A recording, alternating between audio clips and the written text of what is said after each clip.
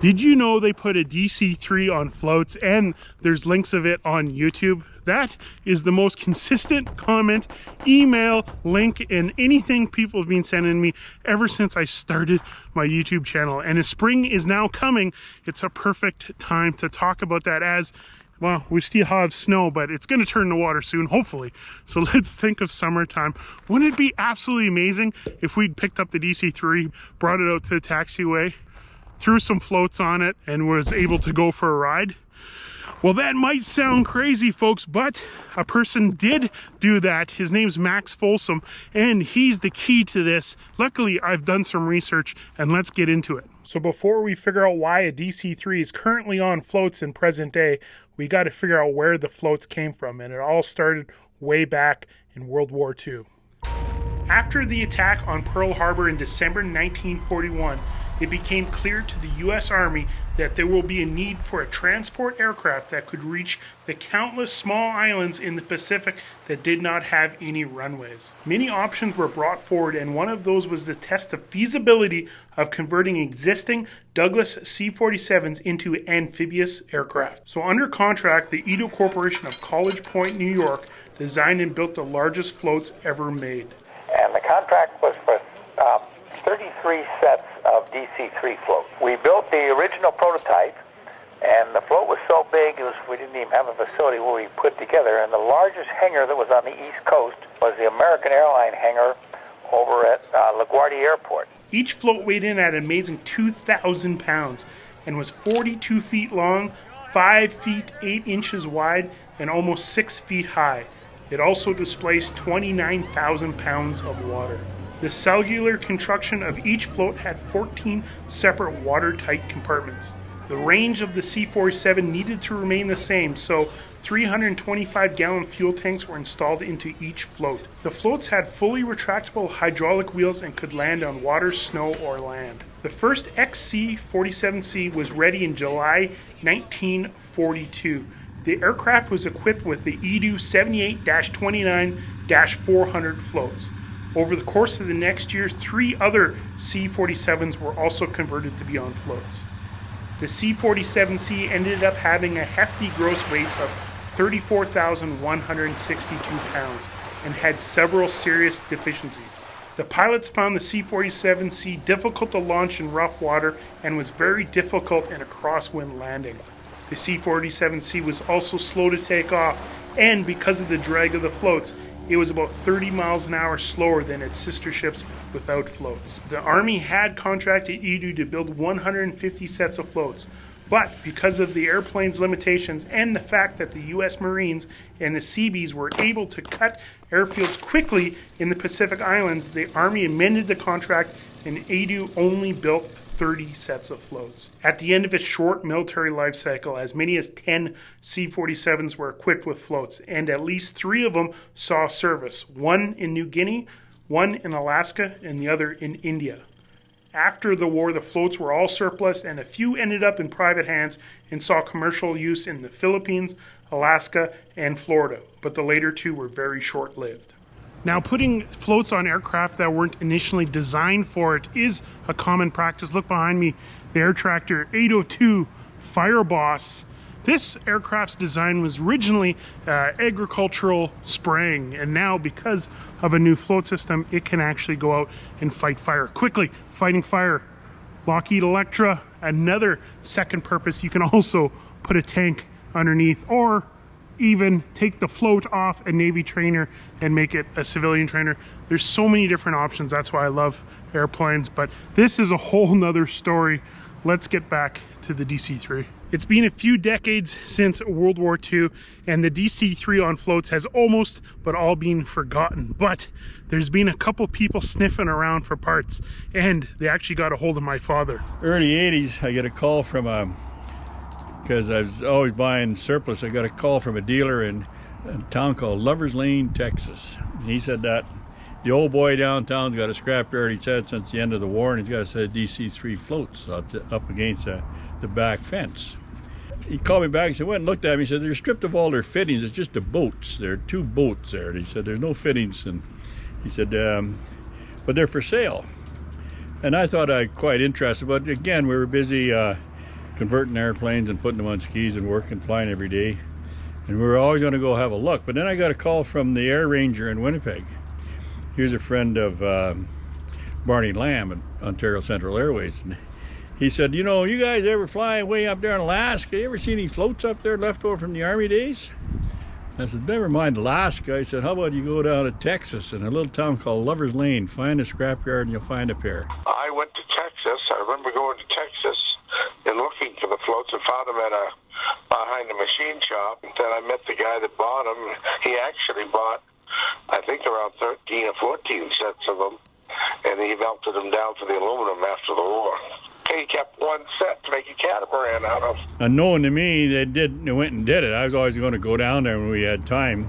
Max has solved the float mysteries, but floats don't mean nothing if you don't have an airplane. So Max needs to find an aircraft to put the floats on, and the easiest would be to find a DC-3 that has already had floats on it, so all the fittings would be there. There's also a little bit of good news. About 50 C-47s came out of the assembly plant ready for floats but never got them.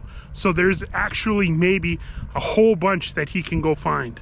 First, we looked all over the world for one that had been on floats, thinking that it had float fittings still on it. We went through and we were able to find that quite a few, I mean, I think there were 50 of them that left the factory with the float plane kit in it. So Max ran down every aircraft that had a kit in it. So we tracked all the planes by serial number all over the place. And there was 2 in the Philippines. There was 2 down in Puerto Rico. There was 1 or 2 that crashed. We checked them all out, and all the fittings were removed after the military was done with them. So anyways, we couldn't find any. So then we found the C-53, which was, we wanted, because it was lighter than a C-47. It had wooden floors instead of metal floors. Didn't have a cargo door, just had a crew door. Max Folsom now has 2 pieces of the puzzle. He's got an aircraft and he's got floats, but he's not too sure how to put them together yet. This is where Jay Frey comes in. If you remember, Jay was in that voiceover earlier. He worked for Edu, who actually built the floats for the DC-3. They're going to team up and see if they can actually make the DC-3 fly on floats. Edu built the struts. Took them about 8 months to build all the parts, maybe even a year. And then we had other tool shops all up and down the East Coast built us parts. The jig alone cost us $21,000. It went on and on and on and on. It got very, very expensive. Pretty sure we spent close to $600,000 putting it on floats. It probably got, I don't know, I want to say I had 150 hours on floats in that thing or something over the years. It flew pretty good. It was always fun. Whoa, let's stop right there for a second, folks. Up until this point, myself and you have probably only heard that the Edu float system on the C-47 was a failure, but Max just flew 150 hours over 30 years, and that interview was from 2018, so very, very recently, and he had no problem. In fact, like he says, it flies really good. So what happened? So if we actually look back and do the research on the 2 C-47s that actually crashed doing testing on the floats, you'll actually find a little bit of a trend, and the trend was being a little bit underpowered. So one aircraft, the aircraft that you see in all the videos, tail number 25671, it actually crashed when they were flying way above gross weight and actually stalled the aircraft. The other aircraft that was involved in the incident was using JATO bottles. So JATO bottles are jet assisted takeoff, and only one side fired, which caused the aircraft to, dip a wing and roll into a ball. So when you're dealing with any prototype system and you have 2 major flight instances, that's really going to put a black eye on the whole project. And those 2 things probably seal the fate on why 150 other C-47s didn't get floats. But you got to remember, look, Max was thinking about this already. He already got a C-53, which is lighter than a C-47, and he actually got another trick up his sleeve. We got the biggest engines we can put in it now. They're 1820-76Ds, and so now we have 1425 aside. So we get a lot of horsepower now, and we can pull out of the water pretty fast. You work to fly that airplane, so you can be pretty wore out at the end of the day of flying that baby. But as far as, does it fly nice? Yes. up at altitude, we do 145 knots, you know, at 12,000 feet or so. And down low, because it's such a massive airplane, you only get about 130 miles an hour. But you get up high with that blower, and you get that air thin, you really start cruising, you know. I never had a scare that I can think of with that airplane. I mean, we blew engines and had engine fires and stuff like that. They went out. Actually, no, that airplane flies good on one engine. At gross weight, we could fly on one engine pretty good at 6,000 feet. Max Folsom, the man himself, 30 years flying a DC-3 on floats. He is the authority on the subject. Military C-47s, man, they were heavy aircraft and maybe a little bit underpowered. Speaking about power, you know, Max put on bigger engines on his DC-3, but what happens if there was a company that put turbines on DC-3s? What would they think? Bassler wanted it years ago. I sat right next to Mr. Bassler, and he said, I'll own that airplane. He says, I'm the DC-3 king. He took off to Europe to do some photo work. He got killed, crashed, so that was the end of that. Bassler themselves were very interested in the DC-3 float system. Imagine that. Imagine a Bassler on floats. That would just be mind-boggling. This aircraft is starting to look a lot better than maybe history has led us to believe. But don't listen to me, just a guy on the internet. Let's go ask Jay, because he is the world's leading authority on the design. I'd heard a lot of relatively negative things at the airplane. It wasn't a great performer.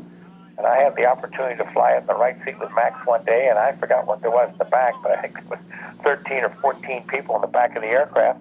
And I did 2 or 3 takeoffs, and it came off with no undesirable characteristics. It flew very well, and it was a very attractive float plane. So it's an interesting airplane on floats, I'm sure, because I followed it since and watched it, you know, on film flying. And I certainly would like to fly it on floats and just see what an airplane will do. I think it'd be a great airplane. So most of the snow has actually melted since the beginning of this video. Not enough water to put LFR here on floats, but if you know where an extra set of DC-3 floats are, pieces, parts, or if you have any more pictures or stories, please let me know. There is one more mystery that I want to tackle. Check this out, what I found, what Jay Frey said. We've got pictures. In fact, I was in a bar in Whitehorse, Canada, which is just south of Alaska one time. And on the wall, screwed on the wall, is a picture of 6 DC-3s together sitting on the runway at Whitehorse, and they were being ferried to Alaska. I really don't know what happened to them, what they got to Alaska, or what they went. So that means, folks, that there might be a long-lost DC-3 on floats picture in Whitehorse, Yukon. Please let me know if you're in Whitehorse, if you know anything about that picture. Thank you for joining us on today's video. This one was a very hard one to make. Lots of people helped out, so thank you to everybody that helped out on today's video. And if you like DC-3s, of course, check out these videos right here of all the DC-3 stuff. We love you. See you again in the next one. Fly safe, and wherever in the world you are, I hope it's becoming spring. Bye.